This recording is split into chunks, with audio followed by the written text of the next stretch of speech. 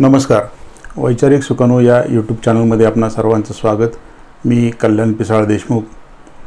आज आपण महाराष्ट्र सरकारने जे 2 कृषी कायदे बनवलेले आहेत त्याच्याविषयी चक्रव्यूह या सदरामध्ये बोलणार आहोत. त्याचा हा आजचा पहिला भाग आहे. अलीकडेच पावसाळी अधिवेशनामध्ये महाराष्ट्र राज्य सरकारने 2 कृषी कायदे मंजूर करून घेतले व ते चौकशी समितीकडे पाठवले. चौकशी समितीचा अहवाल आल्यानंतर प्रत्यक्ष ते कायदे लागू होणार. बऱ्याच वर्षापासून महाराष्ट्र राज्यामध्ये बोगस कीटकनाशके व बोगस बियाणे हा फार चर्चेचा विषय राहिलेला आहे. हा फार संवेदनशील विषय झालेला आहे. महाराष्ट्र राज्यामध्ये बोगस कीटकनाशके बोगस बियाणे विकली जातात का तर विकली जातात, परंतु त्याचं प्रमाण अतिशय कमी आहे. शेजारच्या राज्यातील काही कंपन्या हा उद्योग करतात. जे बॉर्डरवरचे जिल्हे आहेत अशा ठिकाणी हे प्रकार चालतात, परंतु काही प्रमाणात बोगस खतं व बियाण्यांची विक्री होते.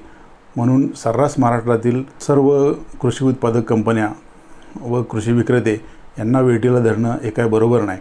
सरकारने आत्ता हा जो कायदा येऊ घातलेला आहे त्यामध्ये राज्य सरकार व त्या विभागाचे अधिकारी यांचा हेतू काही वेगळाच दिसतो.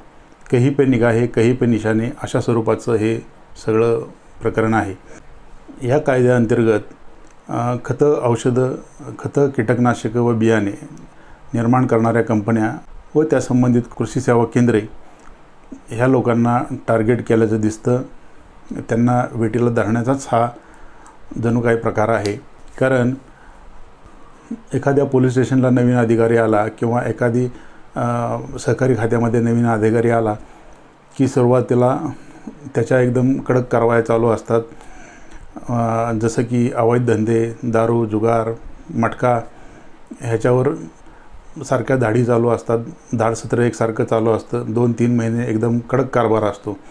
एकदा ह्या अधिकाऱ्यांना हप्ते वाढवून आले की आपोआप पूर्वीसारखं सगळं काही सुरळीत चालू राहतं.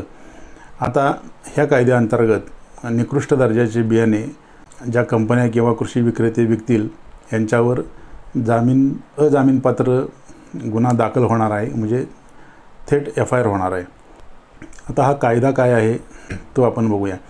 महाराष्ट्र राज्यामध्ये बनावट कीटकनाशके, बनावट बियाणे व बोगस खते रोखण्यासाठी शासनानं हा कायदा केला आहे असं सरकारच्या वतीनं सांगण्यात येतं. त्याच्यामुळे तमाम शेतकरी, कृषी विक्रेते तसेच उत्पादन करणाऱ्या कंपन्या सर्वजण संभ्रमात आहेत. नक्की हा कायदा काय आहे, ह्या कायद्यामध्ये काय तरतुदी आहेत. तर पूर्वी जो केंद्र सरकारने व वेगवेगळ्या राज्यांनी जे कायदे लागू केलेले आहेत कायदे तेच आहेत. ह्या कायद्यामध्ये आत्ता राज्य शासनानं वेगळं काही केलेलं नाही, नवीन सुधारणा कसलीही केलेली नाही. फक्त शिक्षेचं कलम वाढवलेलं आहे. निकृष्ट बियाणं विकताना जर एखादी कंपनी किंवा कृषी विक्रेता सापडला तर त्याला कमीत कमी 3 वर्षाचा कारावास व जास्तीत जास्त 6 वर्षाचा कारावास, तसेच कमीत कमी 10,000 रुपये दंड व जास्तीत जास्त 50,000 रुपयापर्यंतचा दंड किंवा दोन्ही शिक्षा असं ह्या कायद्याचं स्वरूप आहे. आणि त्या पद्धतीनं बियाणे कायदा 1966 मध्ये शासनाच्या वतीने सुधारणा करण्यात आलेली आहे.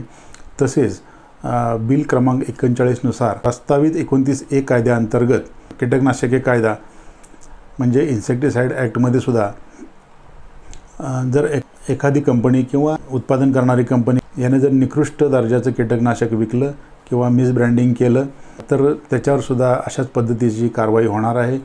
अजामीनपात्र गुन्ह्यामुळे काय होणार तर संबंधित कंपन्या किंवा कीटकनाशके विक्रेते यांना अटकपूर्व जामीन घ्यावा लागणार. एकंदरीत बियाणे कायदा 1966 व इन्सेक्टिसाइड ॲक्ट प्रस्तावित 29A नुसार जर निकृष्ट दर्जाचं बियाणं किंवा कीटकनाशकं विकताना एखादी कंपनी किंवा कृषी विक्रेता सापडला तर त्याच्यावर दखलपात्र व अजामीनपात्र स्वरूपाचा गुन्हा दाखल होणार.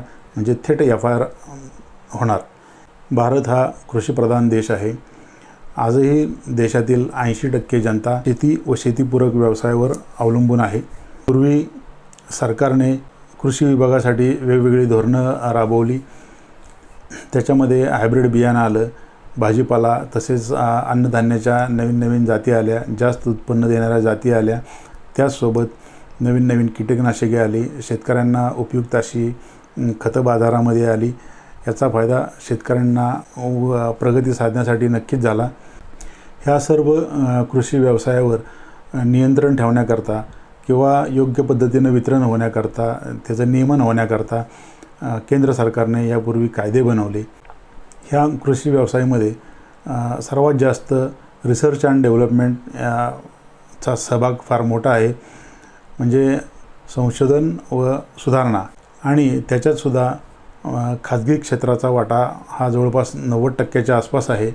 खाजगी क्षेत्रातील उत्पादक कंपन्यांनी लाखो करोडो रुपये खर्च करून स्वतःचे R&D विभाग उभे केले व त्याच्या आधारे नवीन नवीन उत्पादनं बाजारामध्ये आणण्याचा प्रयत्न केला. ह्या व्यवसायावर नियंत्रण ठेवण्याचं काम सरकार करतं. आता गावोगावचे किंवा खेड्यापाड्यात जे दुकानदार आहेत, तर हे कृषी विक्रेते कोण आहेत? तर ही सर्वसामान्य शेतकरी कुटुंबातली मुलं आहेत. सुशिक्षित बेरोजगार असणारी मुलं. यांनी एकतर कृषी सेवा केंद्र चालू करण्याचा मार्ग स्वीकारला किंवा कृषी निविष्ठा उत्पादक कंपनीमध्ये मार्केटिंगची नोकरी ह्या मंडळींनी पकडली. तसेच निविष्ठा उत्पादक ज्या कंपन्या आहेत याच्यामध्ये सुद्धा बहुतांश कंपनीधारक हे शेतकरी कुटुंबातलेच आहेत. ते स्वतःचे पैसे लावून लाखो करोडो रुपये लावून त्यांनी कंपन्या उभ्या केल्या. एखादं प्रॉडक्ट बाजारात आणल्यानंतर ते शेवटच्या घटकापर्यंत म्हणजे शेतकऱ्यापर्यंत जाण्याकरता बऱ्याच अडथळे पार करावे लागतात. हे फार मोठं कठीण काम आहे आणि एवढी मोठी आर्थिक गुंतवणूक करून निकृष्ट दर्जाचं उत्पादन बाजारात आणून ह्या कंपन्या स्वतःचं नुकसान कशासाठी करून घेतील. त्यासोबतच जे निविष्ठा विक्रेते आहेत ते उत्पादक कंपनीकडून माल घेतात, काहीसा मुनाफा ठेवून खाली शेतकऱ्यांना ते विकतात.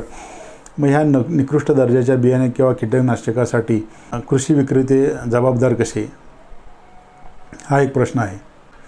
कृषी संबंधित जो व्यवसाय आहे, कृषी संबंधित जो चालणारा हा जो व्यवसाय आहे, याच्यामध्ये शेतीच्या अनिश्चिततेमुळे जवळपास 80% व्यवसाय हा उधारीवर चालतो. बऱ्याच वेळा कृषी विक्रेते आर्थिक अडचणी येतात, त्यांच्यासोबत पर्यायाने कृषी उत्पादक कंपन्याही अडचणीत येतात. मात्र राज्यातील कृषी अधिकारी व गुणनियंत्रण अधिकारी हे मात्र निविष्ठा उत्पादक कंपन्या व विक्रेते यांच्याकडे गुन्हेगाराच्या नजरेनं बघतात. ही वस्तुस्थिती आहे. पूर्वी सॉईल कॉन्झर्वेशन म्हणजे मृदुसंधारण हा जो कृषी विभागाचा भाग आहे, त्या ठिकाणी बहुतांश कर्मचारी स्वेच्छेनं तिकडे जात होते, आवडीनं तिथं पोस्टिंग घेत होते.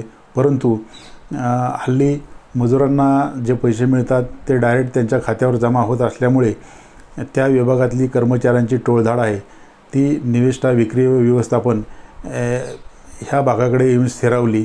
क्वालिटी कंट्रोल म्हणजे गुणनियंत्रण अधिकारी ह्या पदाची बोली लावली जाते, त्याचा निलाव केला जातो आणि त्यात राज्य शासनाचे बरेचसे कर्मचारी लाखोने पैसे खर्च करून ती पोस्ट मिळवण्यासाठी धडपड करत असतात. हे वास्तव आहे. कृषी निविष्ठा कंपन्यांना परवाना म्हणजे लायसन्स हे कृषी आयुक्तालय पुणे सेंट्रल बिल्डिंग येथून दिले जातं. सेंट्रल बिल्डिंगला जायचं म्हणजे जणू काही सेंट्रल जेललाच जात आहोत अशा पद्धतीची भावना बहुतांश कंपनीवाले बोलून दाखवतात. गेल्या वर्षी सेंट्रल बिल्डिंगने चालू केलेली ऑनलाईन लायसन्स पद्धती ह्या लोकांनी गुंडाळून ठेवली. आजसुद्धा सेंट्रल बिल्डिंगच्या पायऱ्या चालल्याशिवाय ऑनलाईन यंत्रणा चालत नाही. ही वस्तुस्थिती आहे. खरीप व रब्बी हंगामाच्या सुरुवातीला हा विभाग एकदम ॲक्टिव्ह असतो. तालुका कृषी अधिकारी, जिल्हा लेवलचे अधिकारी किंवा गुणनियंत्रण अधिकारी, कृषी विभागाचा कुठलाही अधिकारी असला तरी सीझनमध्ये राज्यातील सर्व उत्पादक कंपन्या व कृषी विक्रेते हे कृषी विभागाच्या अधिकाऱ्यांची मर्जी सांभाळत असतात. ऐन सीझनमध्ये व्यवसाय अडचणीत येऊ नये म्हणून संबंधित दुकानदार किंवा कंपन्या हतबल असतात. एखादी मार्केटला कंपनी नवीन आली किंवा एखादं प्रॉडक्ट नवीन आलं तरीसुद्धा ही लोक अधिकाऱ्यांची मर्जी सांभाळतात. अधिकारी कृषी केंद्रांवर दाढी टाकतात, तिथून सॅम्पल काढतात. ते काढलेलं सॅम्पल सरकारी प्रयोगशाळेमध्ये पाठवलं जातं. एक नव्हे तर 3 ठिकाणच्या प्रयोगशाळेमध्ये ते पाठवलं जातं. सरकारी प्रयोगशाळेमध्ये, सरकारी लॅबोरेटरीमध्ये कमी शिकलेले कंत्राट्या मुलांची नोकर भरती असते. त्याच्यामुळे संपूर्ण सरकारी प्रयोगशाळा ह्या संशयास्पद आहेत. एकंदरीत सरकारचं पूर्ण संशोधन आणि सुधारणा विभाग पूर्णपणे ठप्प आहे असंच म्हणावं लागतं. करोडो रुपयांचा व्यवसाय करणारी, कीडमुक्त बीटी बियाणे संशोधन प्रकल्प असणारी मॉन्सॅन्टोसारखी कंपनी सरकारच्या सासुरवासाला कंटाळून इथून निघून गेली. बीटी बियाण्यावरील MRP नियंत्रित केल्यामुळे ती कंपनी निघून गेली. वास्तविक पाहता सदरच्या कंपनीला टॅक्सच्या रूपाने सरकारला सवलत देणं सहज शक्य होतं, परंतु इथं कोणालाच काही पडलेलं नाही. आयजीचे जीवावर बायजी अशी परिस्थिती आहे. 6 ऑक्टोबर 2023 रोजी कृषी विक्रेत्यांचा व उत्पादक करणाऱ्या कंपन्यांचा मेळावा पंढरपूर येथे पार पडला. त्या मेळाव्यात राज्याचे कृषी मंत्री धनंजय मुंडे यांनी उपहासानं असं सांगितलं की दरवर्षी सीझन संपल्यानंतर बालाजीला जाणारे कृषी विक्रेते आज कायद्याच्या धाकाने विठ्ठलाच्या दर्शनाला आले. परंतु मंत्री महोदयांना दुसऱ्याच्या डोळ्यातलं कुसळ दिसतं, पण स्वतःच्या डोळ्यातलं मुसळ दिसत नाही. त्यांच्याच खात्याचे अधिकारी अगदी गलेलट्ट झाले आहेत, सेलिब्रिटीसारखं जीवन जगतात. याचा मात्र यांना जाणीवपूर्वक विसर पडतो. कारण कृषी विभागामध्ये अगदी खालपासून ते वरपर्यंत सर्वजण लाभार्थी आहेत. एकंदरीत कृषी विक्रेते व उत्पादक कंपन्या सर्वांच्या दृष्टीने हा कायदा अतिशय जाचक आहे. बंद पाकिटाचं वजन वाढवणारा हा कायदा त्वरित बंद करावा. त्याकरता विक्रेत्यांच्या व उत्पादकांच्या संघटना एकत्रितपणे लढा देत आहेत. हा विषय अतिशय गंभीर आहे. सर्वांनी मिळून ह्या विषयाचं गांभीर्य जाणलं पाहिजे. ह्यातच शेतकऱ्याचं हित आहे. सरकारने याचा गंभीरपूर्वक विचार करावा व हे कायदे त्वरित रद्द करावेत. चक्रव्यूहचा पुढील भाग पाहण्यासाठी वैचारिक सुकाणू या यूट्यूब चॅनलला लाईक, शेअर आणि सबस्क्राईब जरूर करा. धन्यवाद.